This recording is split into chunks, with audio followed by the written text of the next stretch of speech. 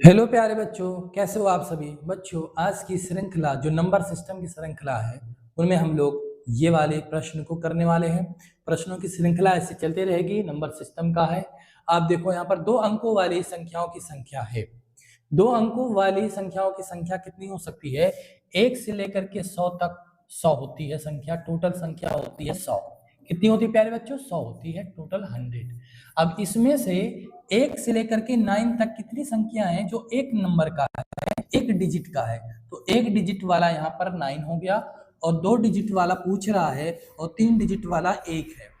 1 है 3 डिजिट वाला, तो 9 1 10। 9 और 1 10 हो गया। हुआ कि नहीं प्यारे बच्चों, बताओ। 9 और 1 कितना होता है? 10 होता है। तो 9 और 1 मिला करके हो गया 10।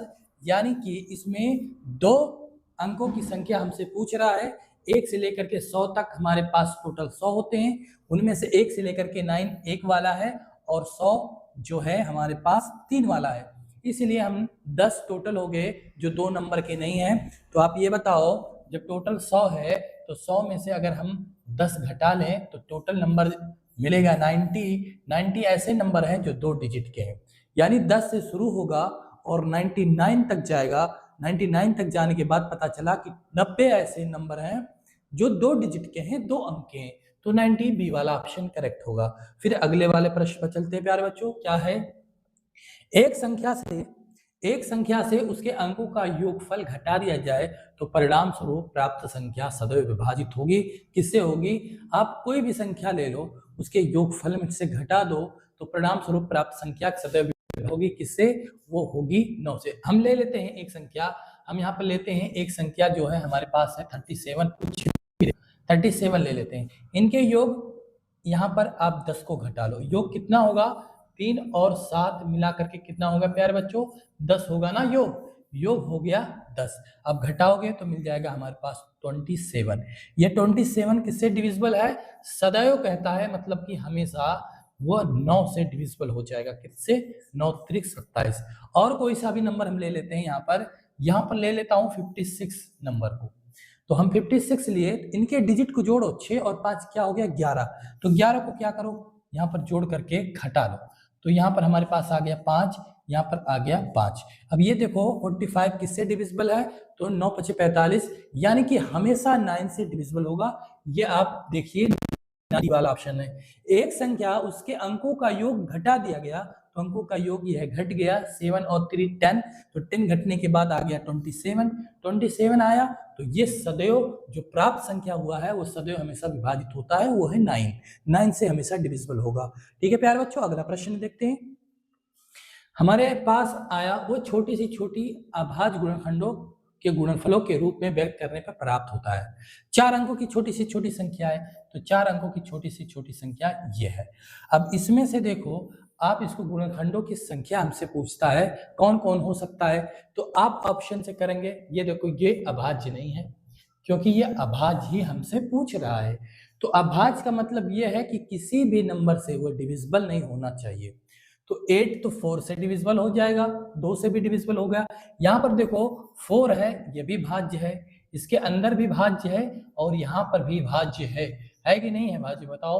उसके बाद 10 में देखो ये 5 से डिविजिबल है और 2 से डिविजिबल है, यानी 5 से भी भाग जाएगा और 2 से भी। तो एक ही ऑप्शन बचता है, वो है सी, इसलिए सी वाला करेक्ट होगा। 5 किसी भी नंबर से नहीं कटेगा, और 2 सबसे छोटी अभाज्य संख्या है प्यारे बच्चों।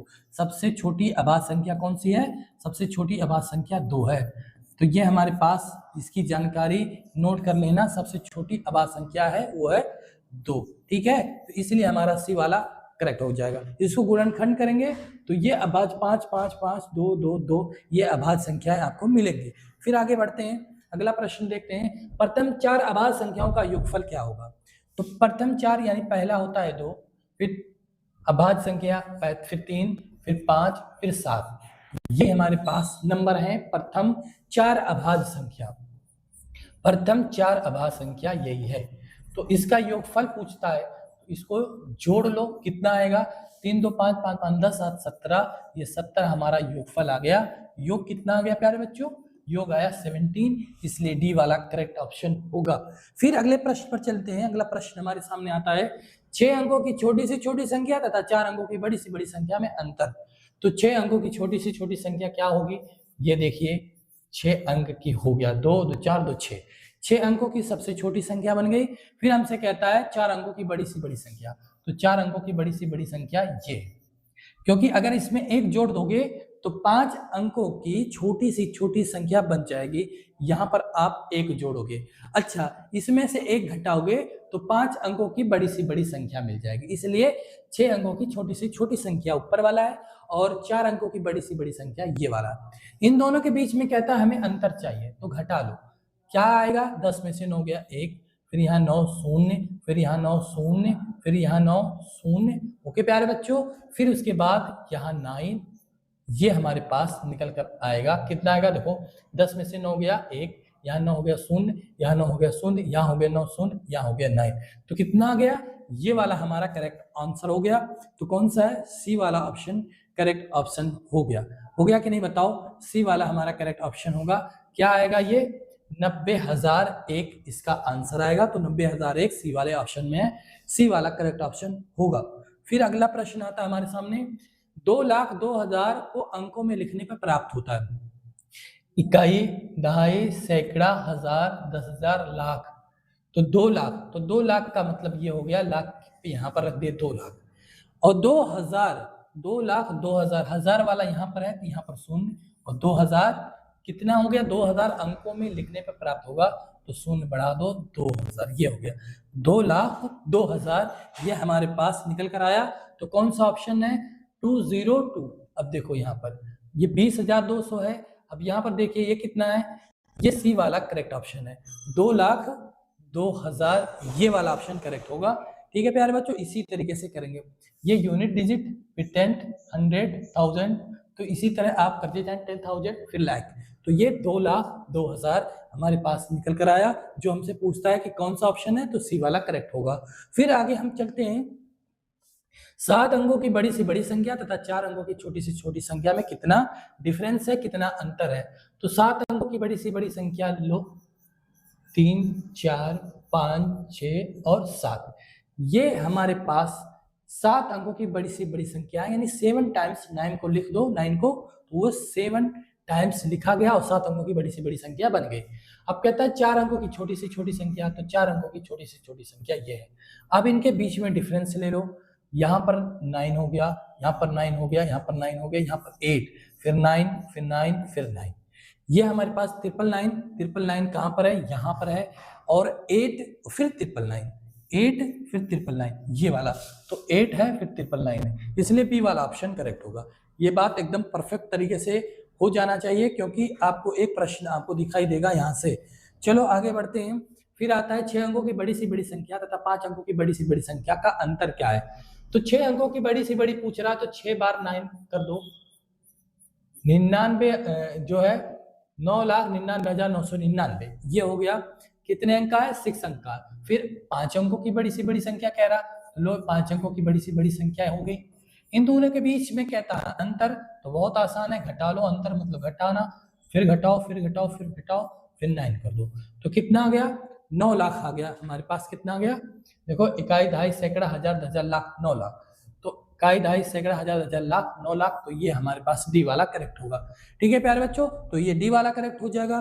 फिर उसके बाद आगे बढ़ते हैं, अगला सवाल, बड़ी से बड़ी तथा छोटी से छोटी 5 अंकों की संख्याएं जो 0, 3, 6, 7 तथा 9 से बनती हैं, जब कोई अंक दोबारा ना प्रयोग किया गया हो तो अंतर बताओ। इन्हीं का प्रयोग करके, किसका प्रयोग करना है, 0, 3, 6, 7 और 9 का प्रयोग करना है, और दोबारा प्रयोग नहीं करना है। तो आपको बनाना है 5 अंकों की बड़ी से बड़ी। 5 अंकों की पहले बताओ बड़ी कौन बनेगी, 5 अंकों की बड़ी,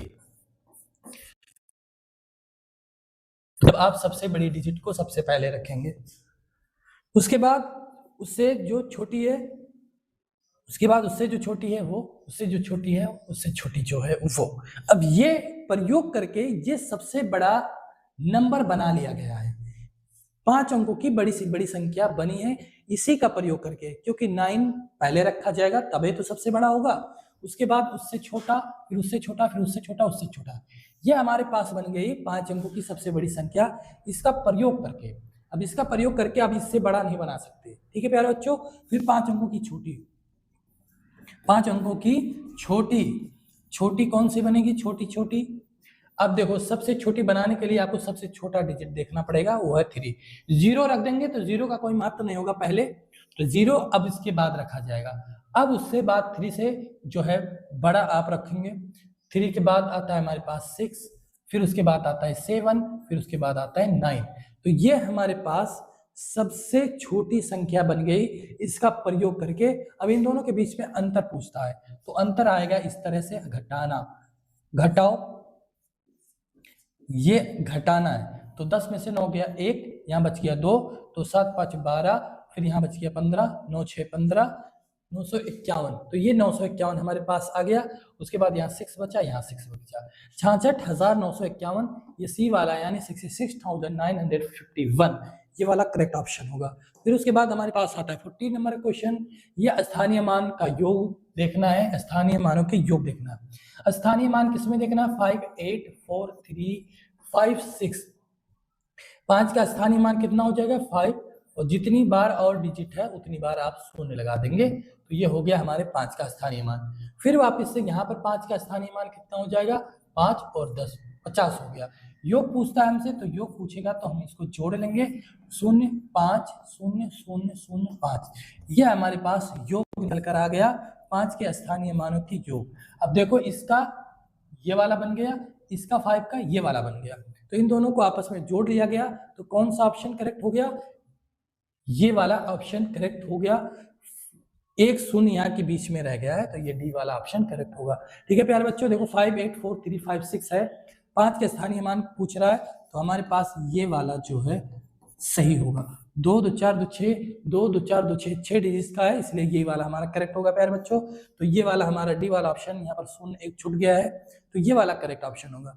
तो हमारे साथ बने रहे प्यारे बच्चों, आपको इसी तरीके से तैयार किया जाएगा मैथमेटिक्स, रीजनिंग और हिंदी। तो आप नए हैं तो चैनल को जरूर सब्सक्राइब करके जाना और अच्छे से पढ़ाई करते रहना।